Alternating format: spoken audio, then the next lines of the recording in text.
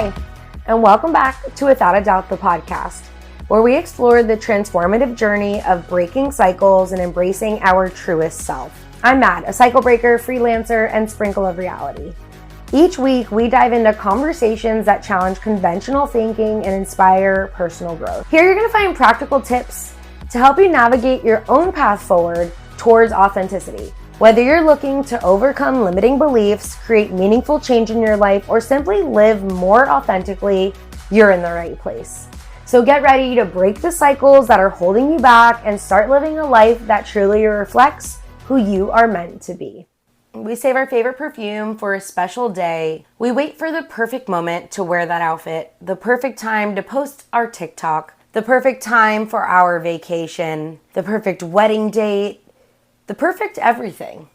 We wait for the prime opportunity to take prime advantage, but what exactly are we waiting for? In a matter of a second, our entire lives can change. It can be the very last time you ever get to do something, see someone, or go somewhere. We never know when it'll be our very last time.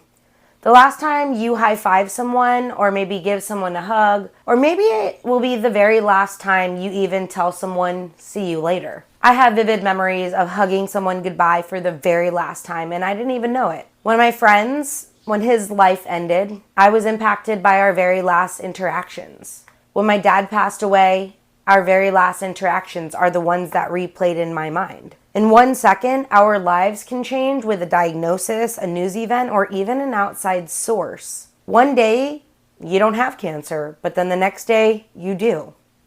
The thing is, life is short, and it may seem like a long time when looking at it on a year basis. But our time alive here is not guaranteed. That means our moments, our plans, and our ideas aren't either.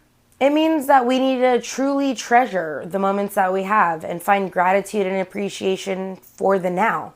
I started reading The Power of Now by Eckhart Tolle, and I know I have long moments where I am trapped in my mind.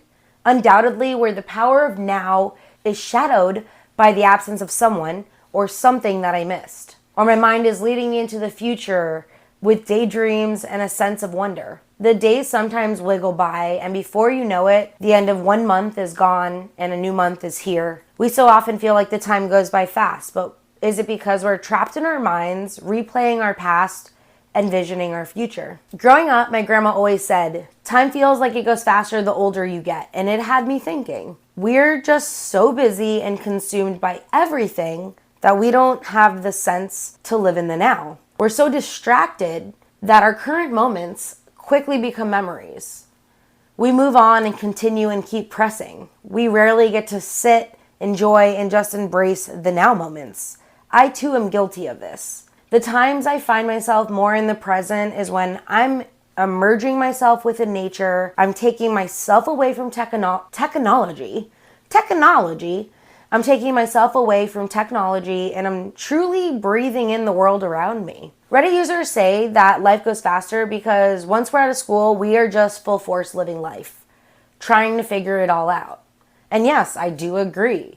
I think once we're out of school and that regulated time of breaks, the structure that is done for us, we have to learn that for ourselves. We have to add that in so we can be active members of society. But we also have to learn how to take breaks as human beings in society. It really makes me think about my grandma, who has told me time and time before how she became a cigarette smoker. Because those are really the only times at the hospital that people got breaks during work. So she took up smoking so she could take a 10-minute break. Kendra's mom was also a nurse and would buy fake cigarettes and take breaks at the hospital. It's like you have to create the time to rest, to live, and to enjoy breaks. I started off by talking about how we save our favorite things for special occasions, but how we tend to save things and then they end up expiring, or the trend is dead, or the value is no longer there. Back in 2017, I bought a perfume that was about $300. Judge me, whatever. This isn't my usual spending purchase, but I really love this perfume and had gotten a bonus check, so I said, what the hell? Well, I still have that perfume, and apparently perfume expires, but it still smells great. When I first got it, I actually would only spray like one pump once in a while when I went out and did something. But then I started saying, like, why am I saving this? I really only need one pump of the perfume. And I know for a fact when I run out, I will buy more. I was saving my perfume for a rainy day when I should be using what I want when I want, because who knows if I'm even going to get that rainy day. And you know what? That's living. That's life. That's living life on our terms. It's 2024 and I still have this old ass perfume that's solid. One pump does the job. But for so long, I didn't use it and I was just saving it. And now I'm like, life is short, what the hell? I'm just gonna smell good. My perfume was a reminder about living my life. This is also a reminder episode about taking vacations and doing the bucket list things. I know financials can get the best of us. If we don't have that, we don't have money to spend, but it shouldn't actually be the deterrent for us humankind to live our life. We need the breaks, we need the time away from distractions, and this is how we recharge so we can keep chugging forward. When you're in school, they give you breaks because no one can actually sit around and learn for that long. Think about that in life.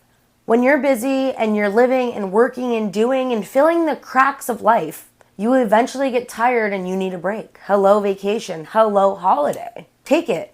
These high levels of stress will wear us down, and in order for us to really savor this life, we have to actually live it. We have to be able to taste it and not just eat it because we're hungry. You have to be able to enjoy your meals. Growing up, my mom took vacations with us kids. Although it was always at the same hotel, she even asked for the same room. It was something we all loved and something we looked forward to. We are Florida beach bums. Any water, any sun, and we are going to be happy. We did the same trip 2 times a year, maybe sometimes 3, but she never really did any traveling or any other vacations. That beach trip was our vacation spot for over 15 years. I learned the art of traveling and love for living and seeing new things from my aunt. She showed me how to use a map, staying with the music blasting and the windows down and taking the scenic route, even if it took longer. She always brought me along on the road trips, and I was able to see so much more than just the beach. I savored these trips, and in my mind, they were weeks long, even though they were like probably only a week. I want to feel like that again, like a kid with no sense of time. But as we age, life seems to get more hectic and chaotic, and we stop creating these moments of magic. The trips where you come back feeling like you could give the next few months a wham bam, we need those. I think that getting out of our bubble that we have created is how we can actually blow up some bigger bubbles for ourselves and elevate our own life. It's like how we can actually embrace our own bubble and find gratitude for what we do have is by getting out of that bubble. And I'm not saying that life doesn't deal us some shitty shit. The quality of life we live can sometimes be determined by outside sources, but I do think that we have the ability to fix and create better outcomes for ourselves. We have the ability to find a silver lining, create a positive shift, or truly confront making the most of our time here. Living in the moment can be really tough. The brain can be swirling and those tabs I cannot close, they just keep accumulating. But if you're anything like me, and sometimes you feel this way, I want to share some tips that can bring you back to the present moment. And as cliche as some of these might be, they do fucking work. So if you find yourself pushing back, I'm going to ask you why. First off, I mentioned before, I really enjoy getting into nature, but go for a walk, hit the beach, sit in the grass, watch the clouds. A helpful technique that can bring you back to the present moment, it's the 5-4-3-2-1 grounding exercise where you take a moment and pause. Name 5 things that you can see around you, 4 things that you can touch or feel, 3 distinct sounds that you can hear, 2 things that you can smell, and 1 thing that you can taste. Try it out. Go for a nature walk and sense that so you can try to get to be more in the present moment. Secondly, let's schedule some time to get creative or get our hands dirty. I mean this in a way like working on your hobbies. For me, that's crafting or gardening, but for you, that could be other things like cooking, building, gaming, whatever that you truly enjoy doing. Then you knew this is coming. Get off your damn phone. Turn off the TV and stop relying on entertainment from a blue light screen. I mean this in all seriousness. Beware of all the social media traps, apps, games, all of these things on our phones, the TV programming. We're infiltrated by blue light. Our anxieties and mental health are relying on us moving our bodies and working our brains. You can take up a form of writing, meditation, breath work, any of that stuff in order to bring yourself home to you. And this is my way of saying if you're ever feeling mind, soul, and body are disconnected, we need to work them back into alignment. We need to find our connectedness in order to harness our truest self. I know sometimes we're living. Not really living, we're just going through the motions. We're here breathing and eating and shitting. We're adult babies. We're waiting for our next big thing, for us to wear those shoes, the next prompt to wear that dress. But now's the time. Now's the prime time to be living. Now's the time to book the vacation, not waiting for when. Tomorrow is not promised. Today is barely even guaranteed. Don't wait to tell someone you love them. Don't wait to book the vacation. You could be 85 and saying, dang, I wish I did that. Or sadly enough, we might not even make it to 85. So what the fuck are we waiting for? Maybe it was this podcast episode. Go at it, baby girl. Your life is waiting for you to fucking handle that shit. Go live it. Go out and live your life like the badass you are. You are without a doubt meant to make the most of your authentic journey. Don't hold back and just be you. I will see you next week for a little more. XOXO, your girl Mad. See you around.